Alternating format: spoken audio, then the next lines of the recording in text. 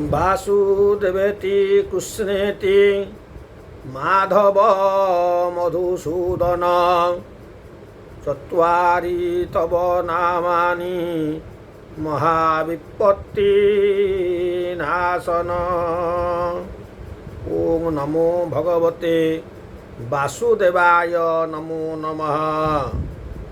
चिरचिन्मय अशरण शरण अदृष्ट द्रष्टा सचितानंद विग्रह परम कारुण्यमय भगवान परम ब्रह्म अवतारी पुरुष कृष्णंकर अभय पदार बिंदरे शतकोटि विनम्र प्रणाम।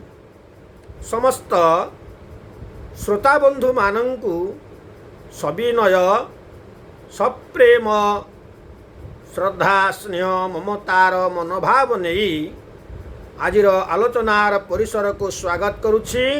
सबुदिन परी श्रोताबंधु श्रीमद् भगवत महापुराणर ग्रंथ मध्यरे प्रभु स्वयं निजे प्रकटित बोली पूर्वोध्याय आम आलोचना करथिले। भगवान व्यासदेवंकर सही श्रीमद् भगवत संस्कृत महापुराण रे किभଳି भाବରେ प्रभु द्वादश स्कंदरे आविर्भाव ताहा आम आलोचना करथिले। ज्ञान रूपी प्रभु कलिजुगरे अनुभव करिसंती जे प्रत्येक मनुष्य मध्यरे भौतिक ज्ञान आध्यात्मिक ज्ञान पूर्वार्जित संचित ज्ञानर परिप्रकाश हेब नाही। कहीं ना मनीष मोहतारे एभली आबद्ध हेब से अर्थ मोह हेउ बा पदार्थ भित्तिक मोह हेउ बा परिजन व्यक्तिक मोह हेउ बा समाज पतियारा सृष्टि करी निजर अहमिका को जाहिर करिबा पई निजे एक प्रतिष्ठित व्यक्ति भाव किभଳି परिचित हेब ये मोह हेउ जे कोनसी मोह हेउ मानव माने एभଳି मोहरे आबद्ध हेबे तांकर नित्यदिन क्रियाकर्म को निजर भावना को निजर चिंताधारा को केबे निजे चिंता ही करिवे नाही एवं निजे निजको तर्जमा भी करिवे नाही। काहेकि ना केवल मात्र ज्ञानर अभाव मूल तत्व जीवर कि हवा कथा किभଳି भाବରେ मनीष निजको निजे परिचय सृष्टि करने कथा ता संपूर्ण रूप में भूली जिवे। सेथिपाई प्रभु एटी श्रीमद् भगवत महापुराण भावरे निजे आविर्भूत होइछंती ज्ञान रूपरे। कहीं ना ज्ञान बिना जीवन रे समस्त व्यवस्था अंधकार मध्यरे निबद्ध हो जाए। तेणु ए कथा को प्रभु जानी थिले। तेणु ज्ञान माध्यम रे प्रभु को आमे श्रीमद् भागवत महापुराण रे समस्ते पाइबा बोली प्रभु निजे ब्रह्मा को 4 श्लोक रे बुझेथिबा बेले ब्रह्मा 10 श्लोक रे नारद को बुझाइले। नारद 100 श्लोक रे व्यास को बुझाइथिले।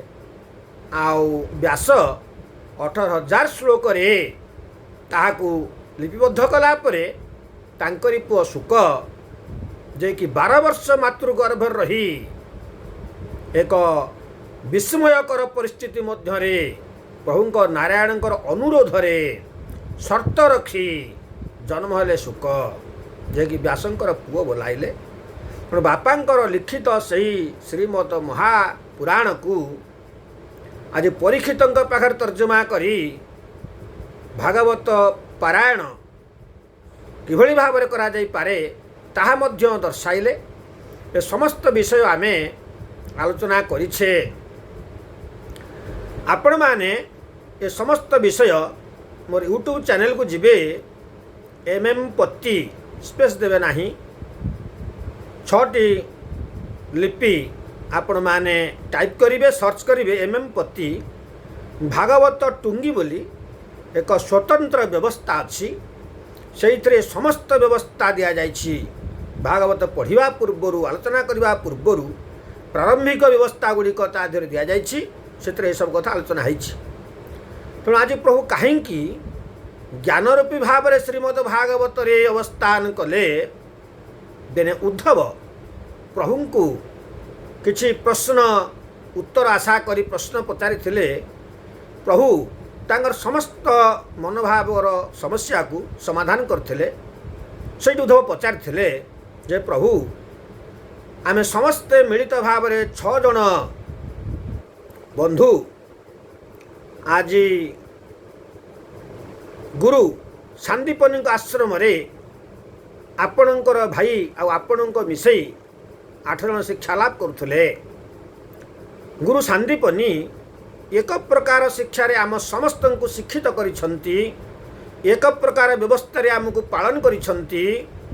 କିନ୍ତୁ ଆମ ମନର ସନ୍ଦେହକୁ ଆପଣ ଦୂର କରିବା ପାଇଁ ସକ୍ଷମ, କିନ୍ତୁ ଆମେ ଆଜି ନିଜର ସମସ୍ୟା ସମାଧାନ କରିପାରୁନାହୁଁ କାହିଁକି? ପ୍ରଭୁ ସେଇଠି ଗୋଟେ ସୁନ୍ଦର କଥା କହିଛନ୍ତି, ଯାହାକୁ ବ୍ୟାସ ରଚନା କରିଥିଲେ ସଂସ୍କୃତରେ, ଆଉ ଜଗନ୍ନାଥ ଦାସ ଓଡ଼ିଆରେ ମଧ୍ୟ ତାହାକୁ ତର୍ଜମା କରିଛନ୍ତି, ଆମ ପାଖରେ ପହଞ୍ଚାଇଛନ୍ତି।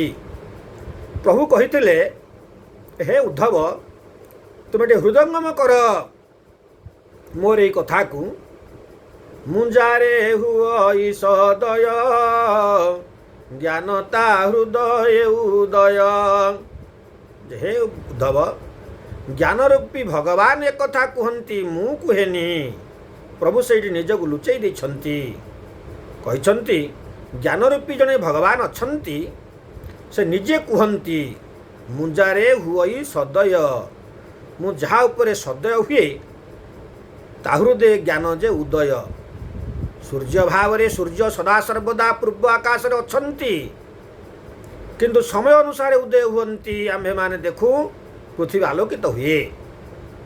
ସେହିଭଳି ଜ୍ଞାନରୂପୀ ଭଗବାନ ସମସ୍ତ ଜୀବ ମଧ୍ୟରେ ଅଛନ୍ତି। ଯେଉଁ ଜୀବ ସେଇ ଜ୍ଞାନରୂପୀ ପ୍ରଭୁଙ୍କ ପାଖରେ ସମର୍ପିତ ହୁଏ, ମନୋଭାବ ଯୋଡ଼ି ଦିଏ, ତା ହୃଦୟରେ ଜ୍ଞାନ ଆପେ ଆପେ ସୂର୍ଯ୍ୟ ଭଳି ଉଦୟ ହୁଏ, ପ୍ରକାଶ ପାଏ।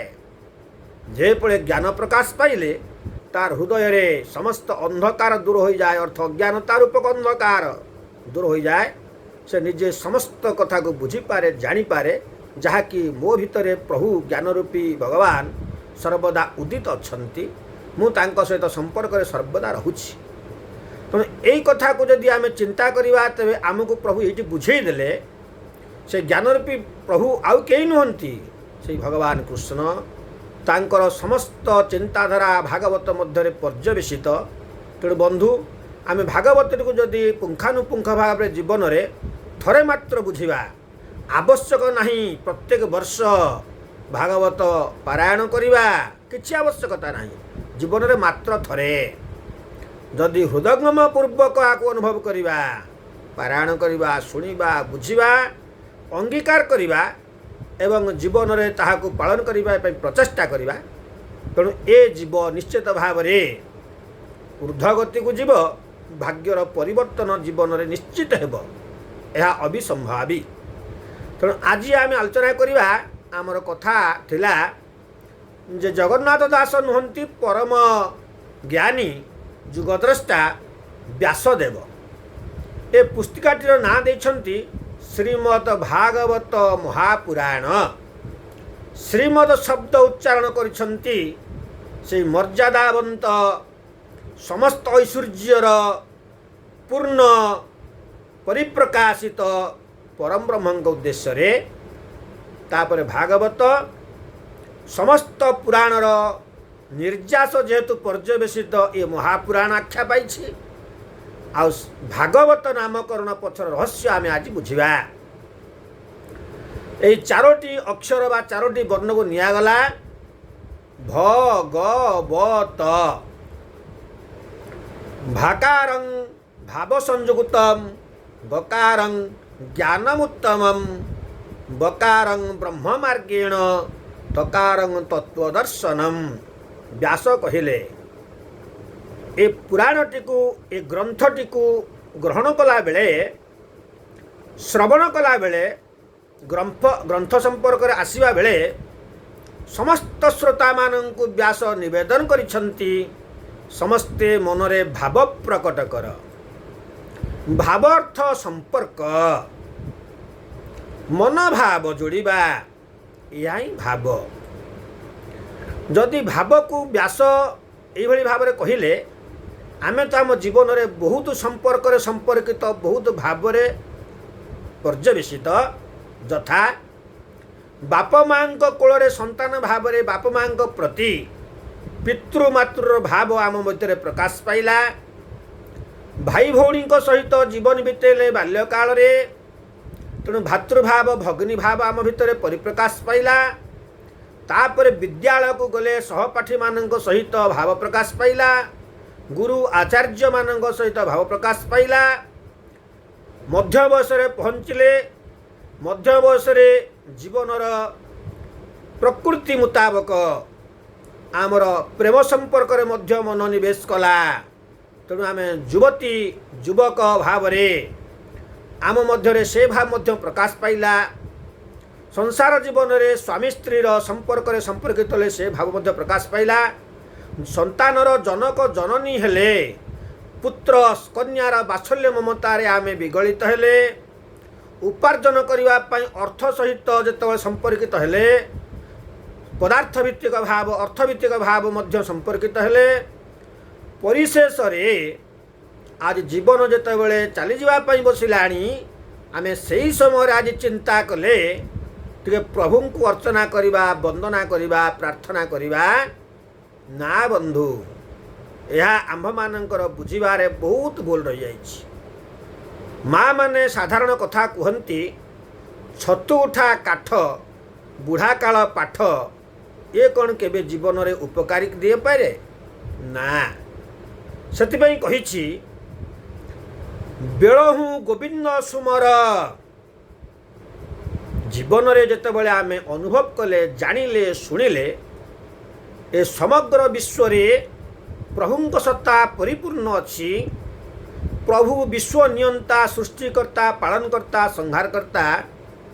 ପ୍ରଭୁଙ୍କ ଶରୀରରେ ବ୍ରହ୍ମାଣ୍ଡ ଏଇଭଳି କେତେ ଯେ ସୃଷ୍ଟି ହୋଇଛି, କେତେ ଯେ ବିଲୀନ ହୋଇଛି, ଏସବୁ ଜ୍ଞାନ ଯେତେବେଳେ ଆମକୁ ଆସିଗଲା, କଥା ଶୁଣିଲେ, ସେତେବେଳେ ଆମେମାନେ ଟିକେ ଚିନ୍ତା କରିବାର ଅଛି। ତେଣୁ ସମସ୍ତ ଭାବର ସମାହାର ପ୍ରଭୁଙ୍କ ଠାରୁ ସୃଷ୍ଟି ହୋଇଛି। ଯଦି ବିଶ୍ୱ ପ୍ରଭୁଙ୍କଠୁ ସୃଷ୍ଟି, ଏ ସମସ୍ତ ସମ୍ପର୍କ ମଧ୍ୟ ଆମ୍ଭମାନଙ୍କର ଏଇ ସୃଷ୍ଟିରୁ ହିଁ ଆମେ ସମ୍ପର୍କିତ। ତେଣୁ ଏହା ପ୍ରଭୁଙ୍କର ସମସ୍ତ ଭାବ, ସମସ୍ତ ଭାବର ସମାହାର ହେଉଛନ୍ତି ପ୍ରଭୁ। ତେଣୁ ଭାଗବତ ସହିତ ସମ୍ପର୍କ କଲେ ଆମେ ଚିନ୍ତା କରିବା, ସେହି ଶ୍ରୀମଦ୍ ଭାଗବତ ମହାପୁରାଣ ହେଉଛି ଆମ ଜୀବନର ପିତାମାତା, ଆମ ଜୀବନର ଭାଇ ଭଉଣୀ, ଆମ ଜୀବନର ପ୍ରିୟା ପ୍ରେୟସୀ, ଆମ ଜୀବନର ଗୁରୁ ଛାତ୍ର, ଆମ ଜୀବନର ସମସ୍ତ ସମ୍ପର୍କର ସମାହାର ହିଁ ପ୍ରଭୁ।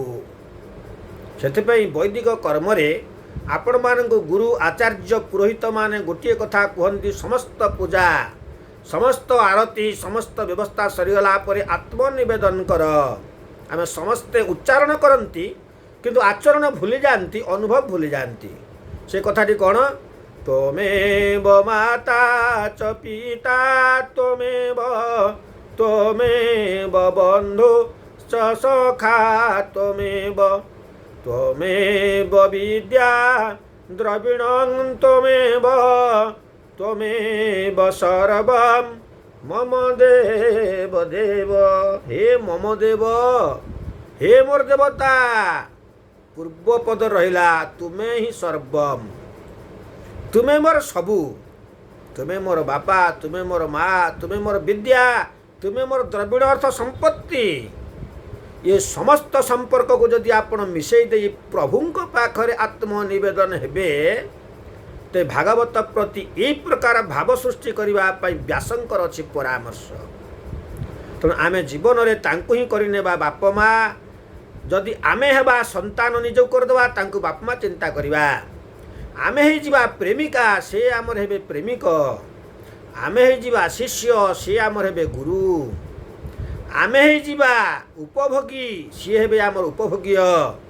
ତେଣୁ ସମସ୍ତ ବ୍ୟବସ୍ଥାକୁ ଯଦି ଆମେ ତାଙ୍କ ପାଖରେ ସମର୍ପଣ କରିଦେବା, ଏଇଭଳି ମନୋଭାବ ନେଇ, ଏଇଭଳି ସମ୍ପର୍କରେ ଭାଗବତକୁ ସ୍ପର୍ଶ କରିବା, भागवत को श्रवण करवा भागवत को पाठ्य करवा तेणु एटी भाकार शब्दर आज अर्थ प्रतिपादित हेब भाकार भाव संयुक्तम भाव बुझीगले गकार ज्ञानमुत्तम ज्ञान उत्तम ज्ञानमुत्तम संधि तेणु यही प्रकार भाव प्रभु पाखे लगेदेले आम भितर गोटे उत्तम ज्ञान प्रकाश पाइब जो ज्ञान भगवत ज्ञान आध्यात्मिक ज्ञान परमतात्विक ज्ञान आम भीतर प्रकाश पाइब जिते ये ज्ञान आमर आसब ना तेबे जाइए भागवत को बुझापी आम सक्षम हेबा नहले आम सक्षम हेबा नहीं भाव ज्ञान आसीगला परे ये जो परम ज्ञान पाइले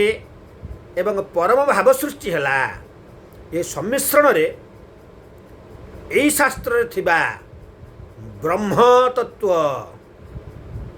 आम तक बुझे पारिबा से बकार ब्रह्म मार्गेण ब्रह्म चिंताधारा कौन ब्रह्म भावना कौन ब्रह्म किभली भाव में प्रस्फुटित ब्रह्म किभली भाव में आम पाखरे अति सन्निकट अच्छा आम भावुचे दूर रे ना प्रभु सब आम भितर अच्छा आम पाखरे अच्छा आमको छाड़ी जाई नाहंती तेणु आम पदारे खोजार नहीं से तो भागवत गोटे सुंदर कथा रही पिंड ब्रह्मांड एक मत ये जाने सुज्ञानी पंडित तेणु ये ब्रह्मांडर सृष्टि आउ पिंडर सृष्टि भितर प्रभु किसी फरक रखी ना पिंड को सदृश कर ब्रह्मांड सृष्टि कर ब्रह्मांडरे पिंडटी किभली भाव में संचालित हेब से पिंड ब्रह्मांडर सम्मिश्रण रे प्रभु समस्त ज्ञान को रखिंट आम बुझा पड़ो तेणु आज ब्रह्म ज्ञान को प्राप्त होगा जिते बड़े भाव हेब ब्रह्म भाव ज्ञान हेब ब्रह्म ज्ञान आ पाइबा ब्रह्म को तीन सम्मिश्रण रे ए सृष्टिर तत्व निजर तत्व मध्य आम बुझीपार आम आज निज को बुझीने किंतु आम कही चलीचे आम समस्त को चिन्हीचे समस्त को जानीचे समस्त विषय आम धारणा अच्छी आगे निज विषय धारणा आपण मैंने सृष्टि करंतु जानिया पे प्रचेष्टा करंतु आगे निज को चिन्हिले तापर समस्त को चिन्हे से ज्ञानी गुणी माने कहती तो देहे चतुर्धा मूर्ति रे मूढ़मती ये जो चतुर्धा मूर्ति पूर्ण ब्रह्म को बाहर खोजुछु से तो भितरे मध्य आविर्भाव किते दृष्टि आमर होइछि एतिकी मात्र सर्वदा आमे माने आखि खोली देखिवा पे प्रचेष्टा कले ए चर्म चक्षुरे धरित्री रानीर ए जगतर जो माया भरी रही एथिरे खाली आम व्यक्ति को देखिले पदार्थ को देखिले व्यवस्था को देखिले किंतु यह केउठारु सृष्टि होइछि याकू आम देखिया पाइले नहीं आकु देखियापी हेले आखि को बंद करिया पड़िबो मुद्रित करिया पड़िबो जे पर्यंत आपण घर द्वार बंद करी नाहंती आपण दिन सारा कार्य सारा परे गृह को फेरिले आज गृह बंद कला भितर आपण गृह भितर रहिले गृही जेतेबेले आपण पदारे बुलछंती सेतेबेले आपण गृही नुहंती सेही भली आम मानकर प्रत्येक इंद्रिय को जेतेबेले आम संयत करिनेले आमर इंद्रिय गुड़िक मुदित होगला बंद होगला सेतेबेले आमर जीवात्मा आमर चिंताधारा आम शरीर भितर रहिला सेतेबेले हैला गृही शरीर जदि गृह हुए आत्मा होची गृही कारण आत्मा गृह भितर अच्छी भितर रही आमको परिचालित करुच्ची तेणु आम बुझीजा आमर आखि को बंद करदे जदि किसी समय प्रतिदिन आखि मुद्रित करी निजे नीरव रे बसंतु आवश्यक नहीं कौन से शब्द कौन से व्यवस्था कौन से उपचार कौन से प्रतिछवि कौन से प्रतिमूर्ति कौन से व्यक्ति विशेष कहारी आवश्यक नहीं निजे निजर गुरु हंतु निजे निज को शासन करंतु निजे निज को अनुभव करने को प्रचेष्टा करंतु यह करने द्वारा आत्मज्ञान परिप्रकाश पाए यह परीक्षित निश्चित भाव में मु 100% आपण मानू ये कथा कहूँ यह परीक्षित यह परीक्षा करा जायछि आपण माने जो माने आज ये जगह पहुँची आपण समस्त सहित परामर्श करंतु से आपण गोटे कथा कहिबे ए जीवन सारा आपण माने खाली आखि खोली विचार करिया चिंता कले ଆଖି ବନ୍ଦ କରି କେବେ ଦେଖିବାକୁ ଚେଷ୍ଟା କରିନାହାନ୍ତି। କେବଳ ମାତ୍ର ଆଖି ବନ୍ଦ କରିବା ବେଳେ ଯେଉଁ ଅନୁଭବ ପାଇବେ ସେହି ଶାଶ୍ୱତ ଆନନ୍ଦ। ମୁଁ ଆପଣଙ୍କୁ ଗୋଟେ ଉଦାହରଣ ମାଧ୍ୟମରେ ବୁଝିବାକୁ ପ୍ରଚେଷ୍ଟା କରୁଛି। ଆପଣମାନେ ସମସ୍ତେ ସୋମବାର ହେଲେ ଶିବ ମନ୍ଦିର ଯାଆନ୍ତି, ପୂର୍ଣ୍ଣିମା, ସଂକ୍ରାନ୍ତି, ଅମାବାସ୍ୟା ଇତ୍ୟାଦିରେ ବିଭିନ୍ନ ଦେବାଦେବୀ ମନ୍ଦିରକୁ ଯାଆନ୍ତି, ଏକାଦଶୀ ହେଲେ ଶ୍ରୀ ଜଗନ୍ନାଥଙ୍କ ପାଖକୁ ଯାଆନ୍ତି। ଯେକୌଣସି ଦେବତା ମନ୍ଦିର ଆପଣ ପ୍ରବେଶ କରି ଯାଆନ୍ତି, ପ୍ରଭୁଙ୍କ ପାଖରେ ଠିଆ ହେଇକି ହାତ ଯୋଡ଼ିଲା ବେଳେ ଆପଣଙ୍କ ଆଖି ଆପେ ଆପେ ବନ୍ଦ ହେଇଯାଏ ସମସ୍ତଙ୍କର। ଆଉ ଯାହାର ଆଖି ବନ୍ଦ ହୁଏ ସେହି ପ୍ରଭୁଙ୍କୁ ଦେଖେ। କିପରି? ତାର ହୃଦୟରେ ପ୍ରଭୁ ବିରାଜମାନ କରନ୍ତି। ଆପଣଙ୍କୁ ଆତ୍ମଶାନ୍ତି ନିଶ୍ଚୟ ଲାଗୁଥିବ। ଆପଣ ଯଦି ଅନୁଭବ କରନ୍ତୁ, ଅନୁମାନ ଲଗାନ୍ତୁ, ସେହି ସମୟ କିଛି କ୍ଷଣ ଯେତିକି ସମୟ ଆପଣ ଆଖି ବନ୍ଦ କରିଛନ୍ତି, ସେତେବେଳେ ଯେଉଁ ଆନନ୍ଦ ଆପଣ ଉପଲବ୍ଧି କରନ୍ତି ଜୀବନରେ, କୌଣସି ପଦାର୍ଥ, କୌଣସି ବ୍ୟକ୍ତି ଆପଣଙ୍କୁ ସେ ଆନନ୍ଦ କେବେ ଅନୁଭବ କରିପାରିଛି? ସେଥିପାଇଁ ତ କଳିଯୁଗର ମାନବ ପାଇଁ ମଠ ମନ୍ଦିରର ବ୍ୟବସ୍ଥା। ଏ ମଠ ମନ୍ଦିର ସତ୍ୟତ୍ରେତା ଦ୍ୱାପରରେ ନଥିଲା। ଏହାର ପ୍ରମାଣ ମୁଁ ନିଶ୍ଚିତ ଭାବରେ ଭବିଷ୍ୟତରେ ଏହି ଚ୍ୟାନେଲରେ ଆପଣଙ୍କୁ ଦେବି। କେବେ ମଠ ମନ୍ଦିର ପ୍ରମାଣ କୌଣସି ପୁରାଣ ଶାସ୍ତ୍ରରେ ସତ୍ୟତ୍ରେତା ଦ୍ୱାପରରେ ଖୋଜିବେ ଆଦୌ ନଥିଲା। ପ୍ରଥମେ ଶ୍ରୀମନ୍ଦିରରେ ପ୍ରଭୁ ବିରାଜମାନ କଲେ ରାଜା ଇନ୍ଦ୍ରଦ୍ୟୁମ୍ନଙ୍କ ଦ୍ୱାରା। ଦେବ ମନ୍ଦିର କଳିରେ ପ୍ରଥମ ଯିଏକି ଶ୍ରୀ ଜଗନ୍ନାଥ ମନ୍ଦିର, ପ୍ରଭୁ ଦାରୁ ବ୍ରହ୍ମ ଭାବରେ ବସିଛନ୍ତି। ତାପରେ ସବୁଆଡ଼େ ମଠ ମନ୍ଦିରର ବ୍ୟବସ୍ଥା କରାଗଲା। ସ୍ଥାନେ ସ୍ଥାନେ ମନୁଷ୍ୟର ମାନସିକତାକୁ ପରିବର୍ତ୍ତନ କରିବା ପାଇଁ, ମନ ଆଉ ଇନ୍ଦ୍ରିୟକୁ ଏକାଗ୍ରତ କରିବା ପାଇଁ, ମନ ଆଉ ଇନ୍ଦ୍ରିୟକୁ ସାଧନ କରିବା ପାଇଁ ହେଇଥିଲା ମନ୍ଦିର। କିନ୍ତୁ ଆଜି ମନ୍ଦିର ଅବସ୍ଥାରେ ନାହିଁ। ଆଜି ମନ୍ଦିର ହୋଇଯାଇଛି ହାଟ, ଗୃହ ହୋଇଯାଇଛି ମଶାଣି। ମଣିଷର ଘର ଥିଲା ମନ୍ଦିର, କିନ୍ତୁ ଆଜି ସମସ୍ତଙ୍କ ଗୃହ ଆଜି ଶ୍ମଶାନ ସଦୃଶ।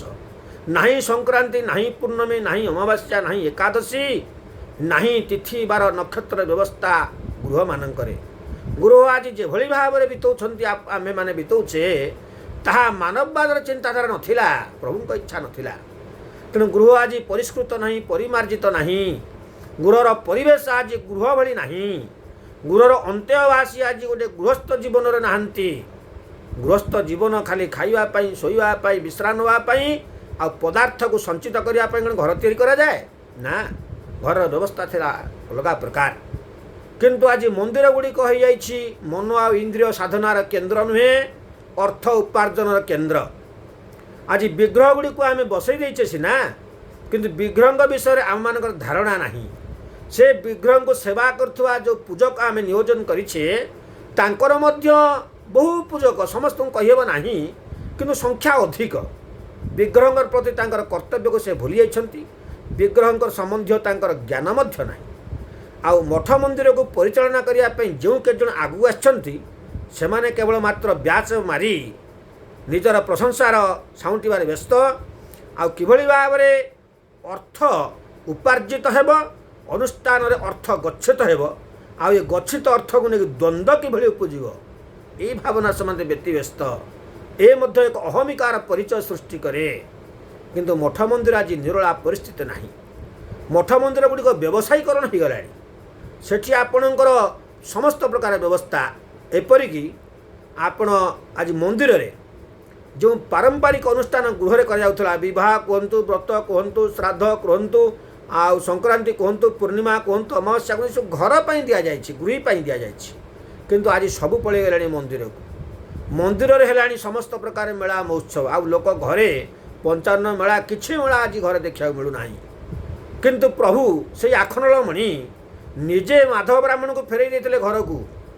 ତୁ ମୋର ମନ୍ଦିର ଯିବାର ଆବଶ୍ୟକ ନାହିଁ, ମୋ ମଠ ଯିବା ଆବଶ୍ୟକ ନାହିଁ, ନିଜ ଗୃହକୁ ବାହୁନା ଯାଅ, 55କୁ ମେଳା ଦିଅ। ତେଣୁ ପ୍ରଭୁଙ୍କୁ ତୁମେ ଘରେ ଯାଇ ମେଳା ଦିଅ। କିନ୍ତୁ ଆମେ ଆଜି ଘରେ ମେଳା ଛାଡ଼ିଲେ, ମନ୍ଦିରମାନଙ୍କରେ ସ୍ୱଳ୍ପ ଅର୍ଥ ଦେଇ ପ୍ରସାଦ ଟିକେ ଧରି ଆସିବାର ବ୍ୟବସ୍ଥା, ଜରିରେ ଧରି ଆସୁଛନ୍ତି ପ୍ରସାଦ, ସେ ହେଇଗଲା ଆମର ମେଳାର ବ୍ୟବସ୍ଥା। ପ୍ରଭୁ ଚାହିଁଥିଲେ ମୋତେ ଘରକୁ ଡାକ। ସେଥିପାଇଁ ତ ମାଧବ ମିଶ୍ର ବ୍ରାହ୍ମଣକୁ ପ୍ରଥମେ ମେଳା ବହି ଆପଣ ପଢ଼ିବେ। ପ୍ରଥମେ ମାଧବ ମିଶ୍ର ଯାଇଥିଲା ପ୍ରଭୁ ଆରଡ଼ିକୁ ଦର୍ଶନ କରିବା ପାଇଁ, ବାଟରେ ଯାଉଥିଲା। ପ୍ରଭୁ ତାକୁ ଫେରାଇ ଦେଇଥିଲେ ଘରକୁ। ତୁମେ ଘରକୁ ପଢ଼ିଯାଅ ମାଧବ ବ୍ରାହ୍ମଣ, ଘରକୁ ମୋତେ ଡାକ, ମୁଁ ଯାଇ ତୁମ ଘରେ ପହଞ୍ଚିବି। କିନ୍ତୁ ପ୍ରଭୁଙ୍କର ଇଚ୍ଛାକୁ ଆମେ କେତେ ବୁଝିଛେ? କିଭଳି ଭାବରେ ଆମେ ଯେ ମେଳା କରୁଛେ? ପିତୃ ଶ୍ରାଦ୍ଧରେ ପିତୃ ଅପେକ୍ଷା କରିଛନ୍ତି ଆମମାନଙ୍କ ପାଇଁ ବର୍ଷେ, ପିତୃଙ୍କ ପାଇଁ ଗୋଟିଏ ଦିନ। ମୁଁ ଯିବି, ମୋର ଗୃହକୁ ଯିବି, ମୋ ଗୃହରେ ମୋର ପୁଅ ନାତିମାନଙ୍କୁ ଦେଖିବି, ପରିଜନଙ୍କ ସହିତ ମିଶିବି, ଯାହା ଗଣ୍ଡେ ଦେବେ ତାହାକୁ ଗ୍ରହଣ କରି ଆସିବି। ପିତୃ ଏ ଆଶା ନେଇ ଅପେକ୍ଷା କରିଥିବା ବେଳେ ଆମେ ମନ୍ଦିର ମଠମାନଙ୍କରେ ପୁରୋହିତଙ୍କ କଥାରେ ପ୍ରଲୋଭିତ ହେଉ ବା ଆମମାନଙ୍କର ଚିନ୍ତାଧାରା ହେଉ, ଆମେମାନେ ଘରେ ଶ୍ରାଦ୍ଧ କଲେ ଆମକୁ କଷ୍ଟ ହେଉଛି, ତେଣୁ ଆମେମାନେ କିଏ ଜରିରେ ଛଞ୍ଚାଟେ ପୁରେଇ ଦେଇଦେଉଛି ତ କିଏ ଯାଇ ବ୍ୟାଗରେ ପୁରେଇ ସମସ୍ତ ଦ୍ରବ୍ୟ ନେଇଯାଉଛି, ମନ୍ଦିରମାନଙ୍କରେ ପିଣ୍ଡ ପକାଇ ଦେଇ ଆମେ ପଳେଇ ଆସୁଛେ। କିନ୍ତୁ ଦେବାଳୟ ଯେ ପିତୃଙ୍କ ସ୍ଥାନ ନୁହେଁ ସେ କଥା ଆମମାନଙ୍କର ଧାରଣା ନାହିଁ। ଦେବାଳୟରେ ଯଦି ପିଣ୍ଡ କରାଯାଉଥାନ୍ତା ତେବେ ତୀର୍ଥ କାହିଁକି ଥାନ୍ତେ? ଦେବତାଙ୍କ ସ୍ଥାନରେ ପିତୃ ବସନ୍ତି ନାହିଁ। ପିତ୍ରାଳୟ ଅଲଗା, ଦେବାଳୟ ଅଲଗା, ଇଏ ସ୍ଥାନ ବିଷୟରେ ପରିବର୍ତ୍ତନ ଅଛି। ସେଥିପାଇଁ ତ ଶ୍ରାଦ୍ଧରେ ପ୍ରଭୁ ନାରାୟଣ ନିଜେ ବୈଶ୍ୱଦେବ ଭାବରେ ପୂଜା ପାଆନ୍ତି, ବିଷ୍ଣୁ ଭାବରେ ପୂଜା ପାଆନ୍ତି ନାହିଁ, ଦେବ ଭାବରେ ପୂଜା ପାଆନ୍ତି ନାହିଁ। ଦେବତା ପିତୃଙ୍କର ଏକ ସ୍ଥାନ ନୁହେଁ। ସେଥିପାଇଁ ଦେବାଳୟରେ ବା ଘରର ଠାକୁର ଘରେ ପିତୃ ଲୋକଙ୍କର ଫଟୋ ରଖିବା ପାଇଁ ମନା। ରଖିବେ ନାହିଁ ଆପଣମାନେ। ଯଦି ପିତୃଲୋକ ଦେବାଳୟରେ ରହିବା ମନା, ପିତୃଲୋକଙ୍କର ଫଟୋ ଦେବାଳୟରେ ରଖିବା ମନା, ତେବେ ପିତୃଙ୍କ ଶ୍ରାଦ୍ଧ ଦେବାଳୟରେ କଲେ ପିତୃ ଦେବାଳୟକୁ ଆସି ଶ୍ରାଦ୍ଧ ପାଇବେ ତ? ଏ କଥା ଆମେମାନେ କେବେ ଚିନ୍ତା ହିଁ କରିନେ। ଆମେମାନେ ଆଜି ନିଜେ ଜୀବନର ସମସ୍ତ ସମୟକୁ କିଭଳି ଭାବରେ ଆଜି ନଷ୍ଟ କରୁଛେ ଆଉ ମୂଲ୍ୟ ବୁଝୁନେ। ଆମମାନଙ୍କର ଚିନ୍ତାଧାରା ଆଜି କଳୁଷିତ। ଏ ସମସ୍ତ ବିଷୟ ଭାଗବତରୁ ହିଁ ପ୍ରମାଣ ମିଳିବ। ଆଉ ଭାଗବତ ହିଁ ନିଜକୁ ପରିବର୍ତ୍ତନ କରିବା ପାଇଁ ସହାୟକ ହେବ, ନିଜର ଚିନ୍ତାଧାରାକୁ ପରିବର୍ତ୍ତନ କରିବା ପାଇଁ ସହାୟକ ହେବ। ସେଥିପାଇଁ ମୁଁ ଏ ମାର୍ଗଟିକୁ ଚୟନ କରିଛି। ସମୟ ସାପେକ୍ଷ ନେଇକି ଆଗ ଆଲୋଚନା ଏଥିପାଇଁ କରୁଛି ବନ୍ଧୁ, ଆପଣମାନଙ୍କ ମଧ୍ୟରେ କିଛି କିଛି କଥା ପ୍ରବେଶ କରୁ। ଆପଣମାନେ କିଛି କିଛି କଥା ପ୍ରବେଶ କରନ୍ତୁ ହୃଦୟ ମଧ୍ୟରେ, ଶୁଣନ୍ତୁ, ବୁଝନ୍ତୁ ଏବଂ ନିଜେ ନିଜେ ହୃଦୟଙ୍ଗମ କରି ନିଜ ହୃଦୟକୁ ନିଜେ ପରିଷ୍କାର କରିବା ପାଇଁ ପ୍ରଚେଷ୍ଟା କରନ୍ତୁ। ଏହା ହିଁ ମୋର ଦୃଢ଼ ହସ୍ତରେ ଆପଣମାନଙ୍କୁ ନିବେଦନ। ଜୀବନରେ ଭାଗବତ ଏକ ଛୋଟିଆ କଥା ନୁହେଁ। ଜୀବନର ଉଦ୍ଦେଶ୍ୟ, ସୃଷ୍ଟିର ଉଦ୍ଦେଶ୍ୟ ଏବଂ ବିଲୟ ପରିପାଳନ ସମସ୍ତ ବ୍ୟବସ୍ଥା ପ୍ରଭୁ ନିଜ ମୁଖରେ ପ୍ରକାଶ କରିଛନ୍ତି। ଭାଗବତ ହେଉଛି ପ୍ରଭୁଙ୍କର ମୁଖ ନିଃସୃତ ବାଣୀ। ଯେଭଳି ଗୀତା ଭଗବାନ କୃଷ୍ଣ ନିଜ ମୁଖରେ ଅର୍ଜୁନକୁ ଶୁଣାଇ ତାର ମୋହତ୍ୟାଗ କରିବାର ସକ୍ଷମ ହୋଇଥିଲେ, ସେହିଭଳି ଭାଗବତ ସମସ୍ତ ଜନଜଗତକୁ ମୋହଶୂନ୍ୟ କରିବା ପାଇଁ, ଠିକ୍ ରାସ୍ତା ଦେଖାଇବା ପାଇଁ, ଉଚିତ ବିଚାର ସୃଷ୍ଟି କରିବା ପାଇଁ ହୃଦୟରେ ଭାଗବତ ପାରାୟଣ ଏକାନ୍ତ ଆବଶ୍ୟକ। ତେଣୁ ଆପଣମାନଙ୍କୁ ମୁଁ ନିଶ୍ଚିତ ଭାବରେ ସମ୍ପୂର୍ଣ୍ଣ ରୂପରେ ଭାଗବତକୁ ବୁଝିବା ପାଇଁ ପ୍ରଚେଷ୍ଟା ଜାରି ରଖିଛି ଏବଂ ସମୟ ସାପେକ୍ଷ ନେଇ ବୁଝିବା ପାଇଁ ମନସ୍ଥ କରୁଛି।